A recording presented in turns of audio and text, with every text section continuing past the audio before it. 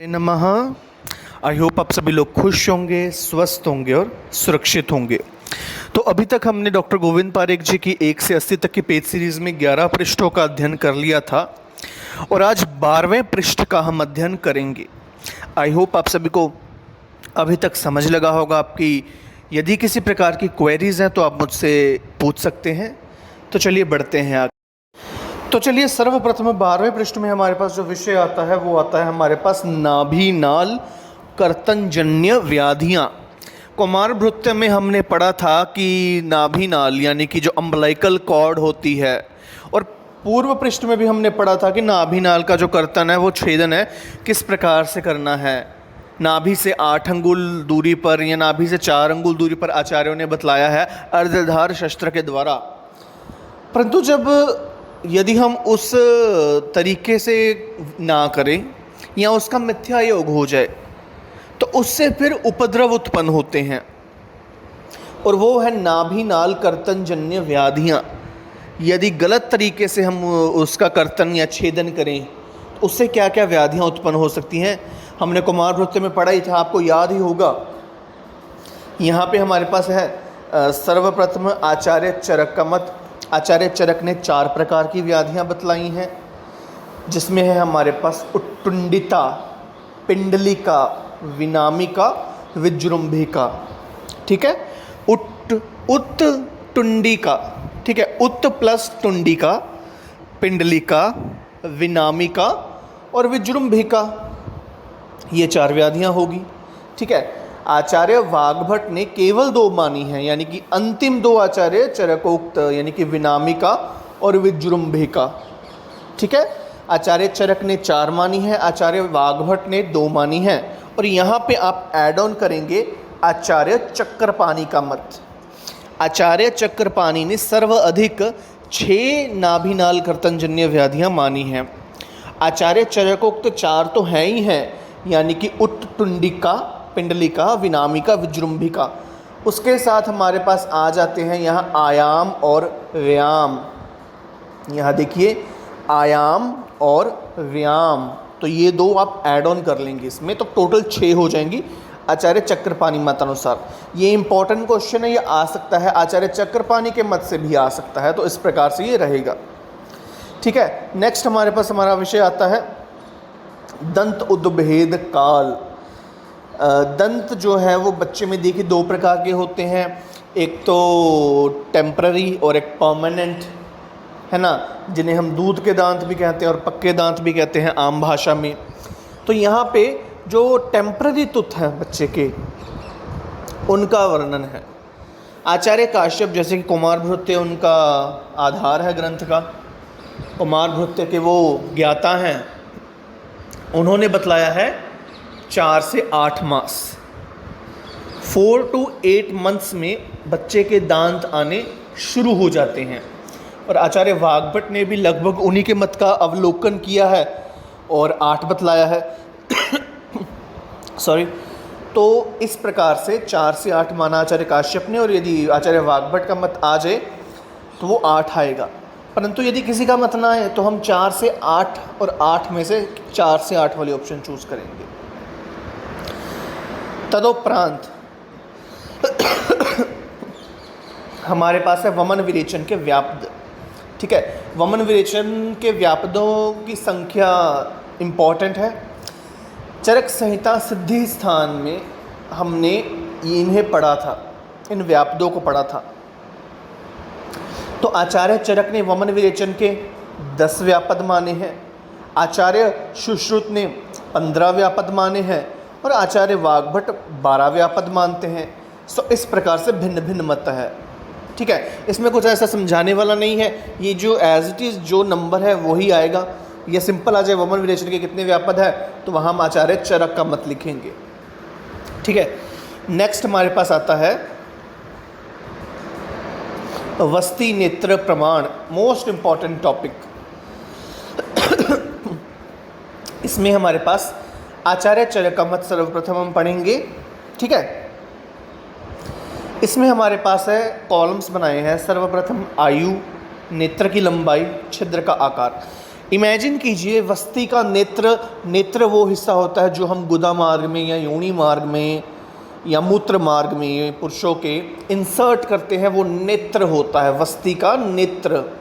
ठीक है, उस नेत्र के क्या क्या प्रमाण हैं, प्रमाण क्या क्या हो सकते हैं? एक तो उसकी लंबाई होगी, इमेजिन कीजिए, एक उसका अग्रभाग और एक उसका अंतिम भाग। ठीक है, इस प्रकार से रहेगा। और उसमें जो छिद्र होगा वो कितना बड़ा होना चाहिए, कितना छोटा होना चाहिए, वो हम पढ़ेंगे। सर्वप्रथम 6 वर्ष की आयु, 12 वर्ष की आयु और 20 वर्ष की आयु आचार्य चरक ऐसा मानते हैं। तो आप सीरीज़ में याद रखिएगा। इसे याद रखने का तरीका क्या है कि ऊपर से हम नीचे आएंगे। 6, 12, 20 ये याद रखिए। फिर उसके बाद 6 वर्ष में जो है नेत्र की लंबाई 6 अंगुल ही रहेगी, 6 वर्ष में 6 अंगुल ही रहेगी। और 12 वर्ष में 12 वर्ष नहीं रहेगी। ठीक है, मोस्ट ऑफ द टाइम हम मिस्टेक कर देते हैं, हमने याद किया होता है, हमने रटा होता है, तो 6 का तो 6 याद रहता है।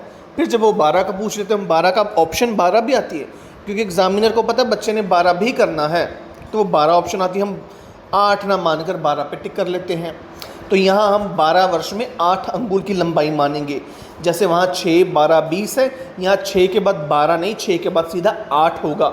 सो यहाँ 8 अंगुल है, 2 ज़्यादा यानी 8 अंगुल। ठीक है, 6 वर्ष में 6 अंगुल, 12 वर्ष में 8 अंगुल और 20 वर्ष में 12 अंगुल आएगा। ठीक है, इस प्रकार से हम याद रखेंगे। 6 वर्ष में 6 अंगुल नेत्र का प्रमाण रहेगा, सेम 12 वर्ष में 12 ना हो करके उससे 2 अधिक आ जाएगा, यानी कि 8 अंगुल आ जाएगा। ठीक है, यहाँ आप देखिए, यहाँ 6 है और नीचे 12 है।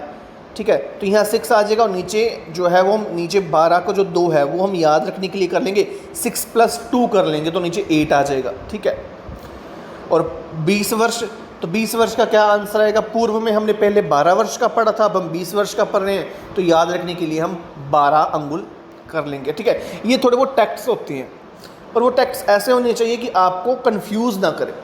टैक्स ऐसे हों, कभी कभार होता है कि हम टैक्स बना तो लेते हैं पर अंत में वो खिचड़ी बन जाती है, तो हमने वो मिक्सचर नहीं बनाना। टैक्स भी ऐसे हो जो याद रहे, वो मिक्स ना हो। ठीक है, जैसे कि यहाँ 6 है तो 6 में 12 का हम 2 ऐड कर लेंगे, 12 नहीं ऐड करने, 2 ऐड करना है, 6 + 2 8 हो गया। फिर 20 वर्ष में 12 अंगुल है, ऊपर में हमने 12 वर्ष का पढ़ा, नीचे हमने 20 वर्ष का पढ़ा, तो हम 12 अंगुल कर लेंगे यार। ठीक है, ऐसा आचार्य चरक का मत याद रखेंगे। फिर भी हम जब पुनः पुनः इनका मनन करेंगे, इनका अध्ययन करेंगे, तो हमें वैसे टिप्स पर चीज़ें रख जाएंगी कि आचार्य चरक ने 6 वर्ष का 6 अंगुल माना, 12 का 8 माना और 20 का 12 माना। छिद्र का आकार, अब देखिए 6 वर्ष में जो है सबसे छोटा है, तो छोटे में हम छिद्र का प्रमाण भी छोटा रहेगा, तो सबसे छोटा मुद्ग प्रमाण आएगा। हमारी जो मूंग की दाल होती है पीले रंग वाली, वो मुद्ग प्रमाण आएगा। 12 वर्ष में 3 या मटर आ जाए तो वो मटर आएगा 12 वर्ष में। मूंग से थोड़ा बड़ा मटर का दाना होता है, तो मटर के दाने के प्रमाण का। और अंतिम में करकंधु प्रमाण, करकंधु प्रमाण यहाँ माना गया है कि बेर का जो बीज होता है, बदर का बीज, जो बेर का बीज है, उसे करकंधु भी कहा गया है। तो खुद इमेजिन कर लीजिए, 6 वर्ष में मूंग का प्रमाण होगा, मूंग की दाल जितना होगा, 12 वर्ष में मटर के दाने जितना होगा और 20 वर्ष में आते आते वो बदर के दाने जितना हो जाएगा उसके छिद्र का प्रमाण।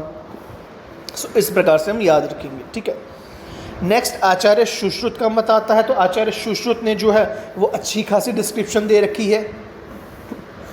इसमें कैसे रहेगा, सबसे पहले हम इसको स्टडी करेंगे। इसमें उन्होंने इसकी स्पेशलिटी के आचार्य सुश्रुत की कि उन्होंने उपमा भी दी है। उपमा जो है वो आपको मैं नेक्स्ट नोट से पढ़वाऊंगा, पहले हम इसको यहाँ कवर कर लेते हैं नेत्र के प्रमाण को। ऊपर था 6, 12, 20, यहाँ अलग सीक्वेंस रहेगा। यहाँ रहेगा हमारा 1, 8, 16, 25, 70 और 70 के प्लस। ठीक है, 1, 8, 8 + 8 16। ठीक है, 16 के बाद हम 32 नहीं करेंगे, हम 25 करेंगे और 25 के बाद हम 70 करेंगे। ये बार बार हम सीरीज़ में याद रखेंगे। सीक्वेंस क्या दिया है, यही सीक्वेंस का महत्व होता है। जब भी हम चीज़ सीक्वेंस में याद करते हैं, ऊपर से नीचे करके हम याद करते हैं ना, तो वो सारा का सारा कंसेप्ट इस तरह से याद होता है कि वो कभी भूलता ही नहीं। ठीक है, सबसे पहले सीक्वेंस याद करो 1, 8, 16, 25, 17। बार बार लिखेंगे तो हमें अच्छे से और जल्दी याद हो जाएगा, ठीक है। अब हमारे पास 1 वर्ष का बच्चा है, उसमें 6 अंगुल लंबाई रहेगी, नेत्र का प्रमाण, वस्ती नेत्र का प्रमाण 6 अंगुल रहेगा। 8 वर्ष में 8 का रहेगा, जहाँ पहले 6 में 6 था यहाँ 8 में 8 रहेगा आचार्य सुश्रुत के मत अनुसार, ठीक है।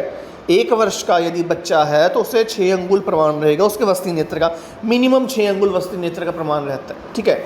ऊपर भी 6 अंगुल से शुरू हुआ, फिर 8 अंगुल आया, यहाँ भी 6 अंगुल से शुरू होगा, फिर 8 अंगुल आएगा।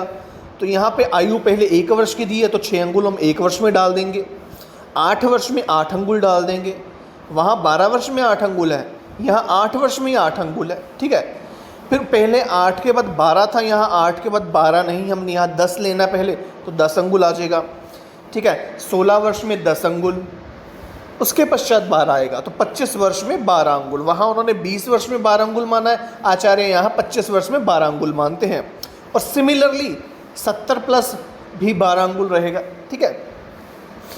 तो इस प्रकार से हम याद रखेंगे, हमें कोरिलेट करके, हमें साथ साथ ना उसका तालमेल देख करके इस तरह से पढ़ना है, उसमें क्या था इसमें क्या अलग है। इस प्रकार से जो है वो कंपैरेटिव स्टडी रहती है हमारी, कि आचार्य चरक ने शुरू 6 से किया था, फिर 8 पे आए, फिर 12 पे आए।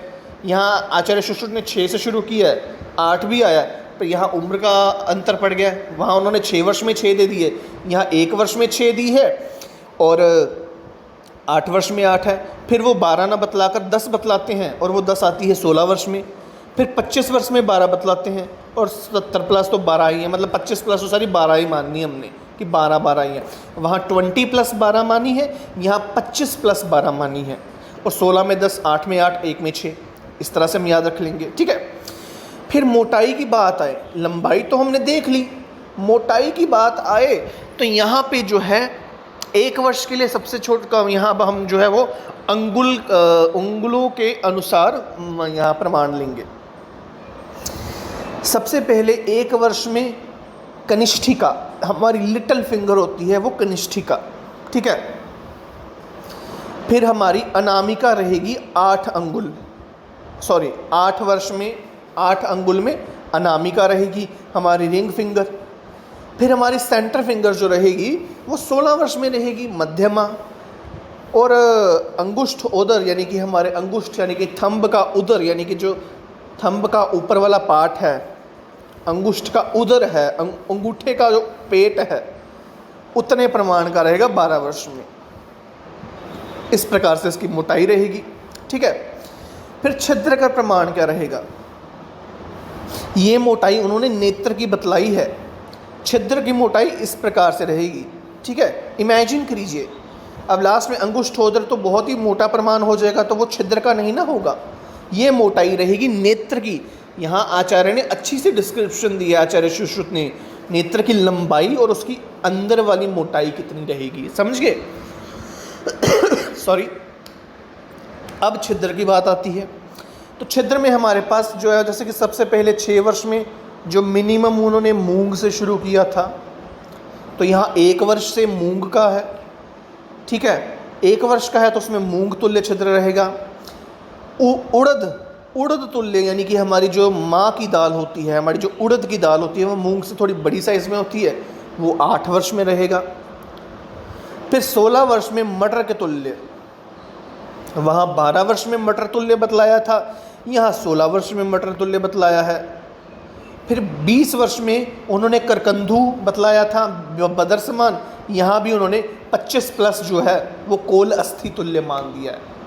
हालांकि है तो सेम वेरिएशन सेम है, पर कुछ डिफरेंसेस हैं, उन डिफरेंसेस को हमें याद रखना है और कंफ्यूज नहीं होना, ये आप याद रखिएगा, ठीक है।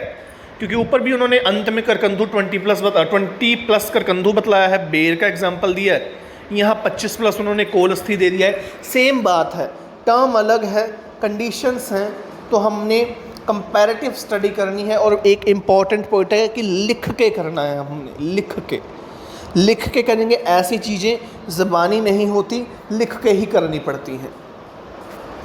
अंत में मात्रा, अब मात्रा की बात आए तो मात्रा जो है 1 वर्ष में हम 2 प्रसृत देंगे, 8 वर्ष में हम 4 प्रसृत देंगे, 16 वर्ष में हम 8 प्रसृत देंगे, 25 वर्ष में हम 12 प्रसृत देंगे और अंत में तो 8 प्रसृत है ही है, 70+।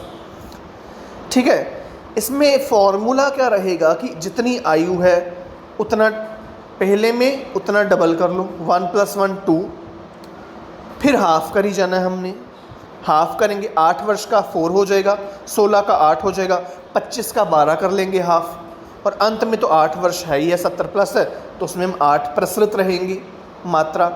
तो ये मात्रा का फॉर्मूला है, पहला और अंतिम छोड़ दीजिए, जो बीच वाले 3-4 हैं उसमें हम हाफ करते जाएंगे, 8 का हाफ कर देंगे, 16 का हाफ कर देंगे और 25 का हाफ कर देंगे, तो मात्रा मिल जाएगी हमें।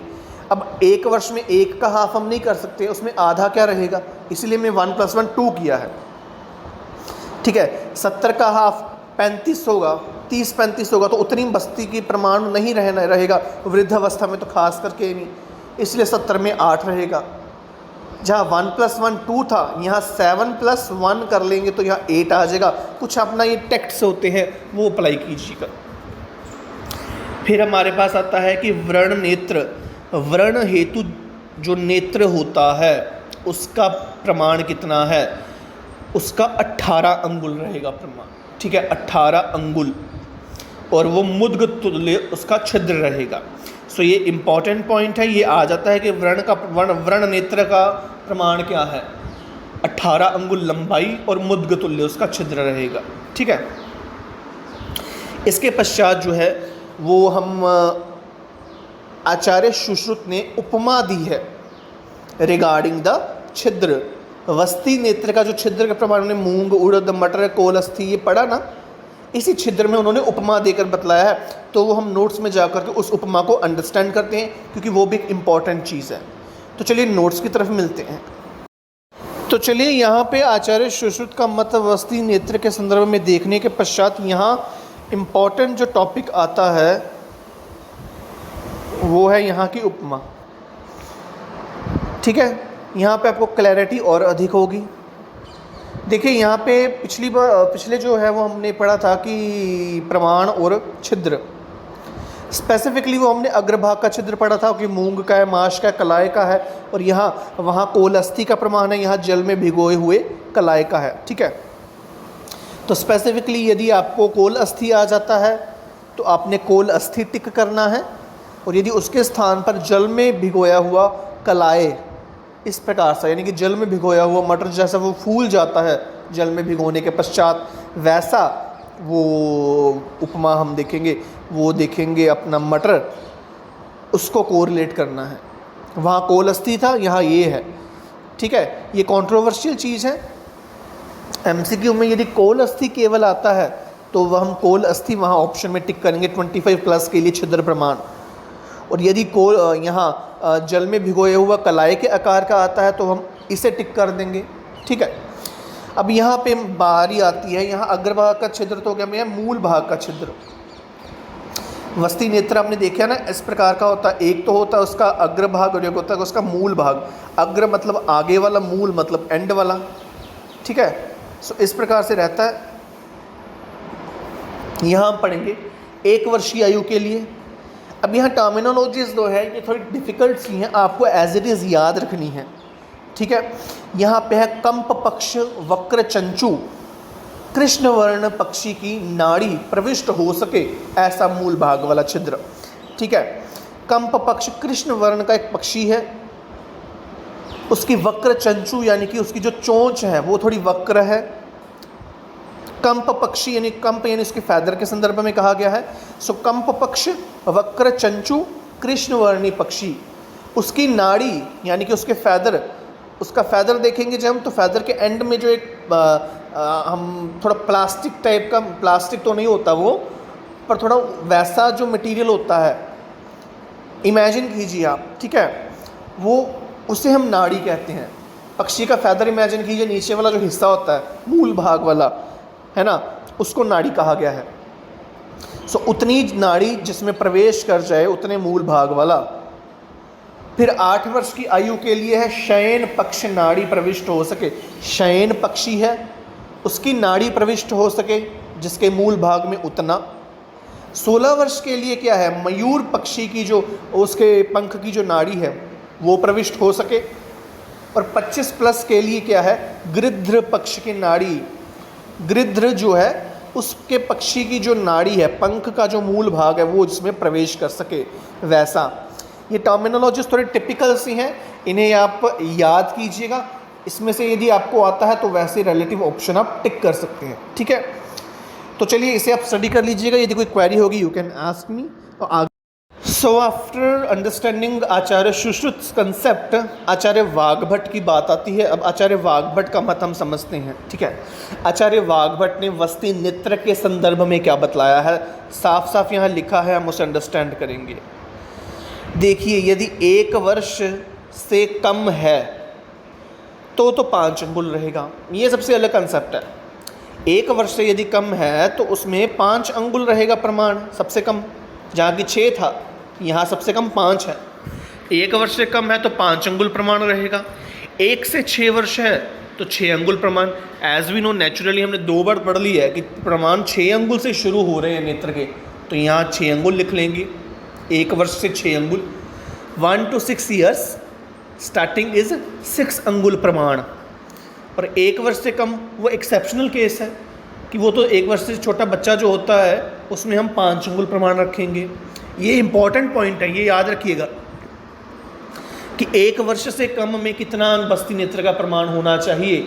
ये आपके पीडियाट्रिक्स और पंचकर्मा पॉइंट ऑफ व्यू से बहुत इंपॉर्टेंट है। ये स्पेसिफिक प्रकार के प्रश्न जो है वो जरूर पूछे जाते हैं, ठीक है।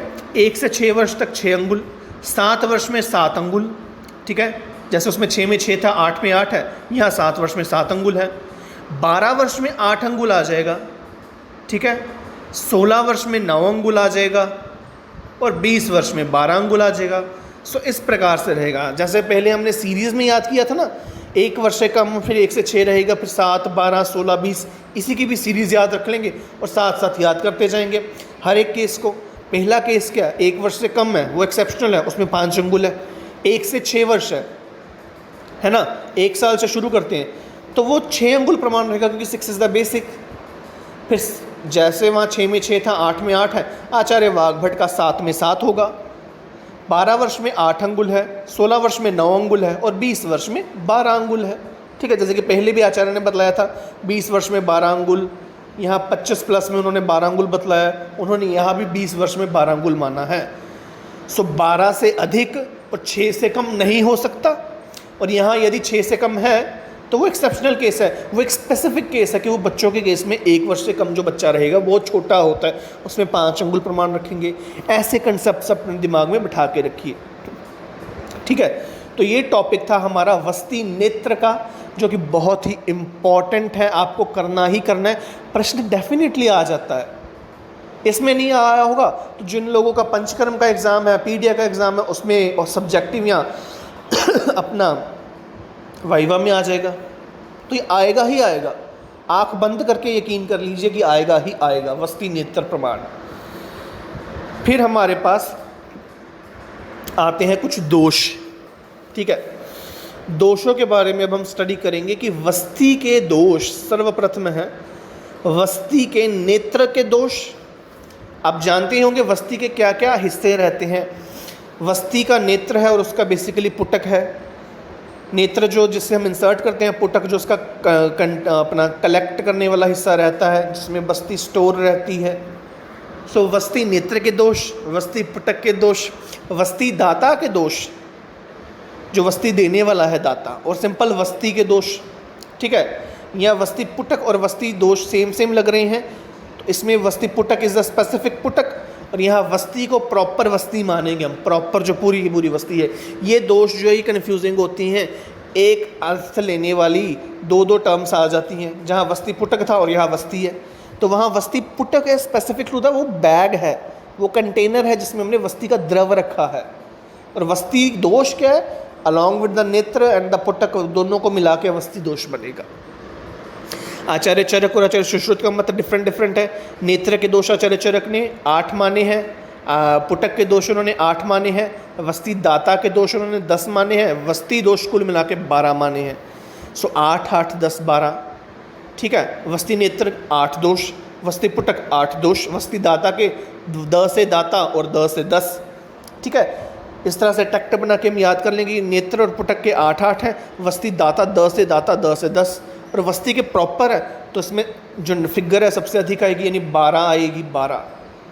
फिर आचार्य सुश्रुत का मत कुछ अलग है। वस्ती नेत्र में उन्होंने 11 दोष माने हैं, वस्ती पुटक के 5 माने हैं, वस्ती दाता के 6 माने हैं, और वस्ती दोष उन्होंने ये कंसेप्ट ही नहीं रखा, 3 प्रकार के ही हैं उन्होंने माने, या तो नेत्र होगा या पुटक होगा, या जो वस्ती देने वाला है उसका दोष होगा।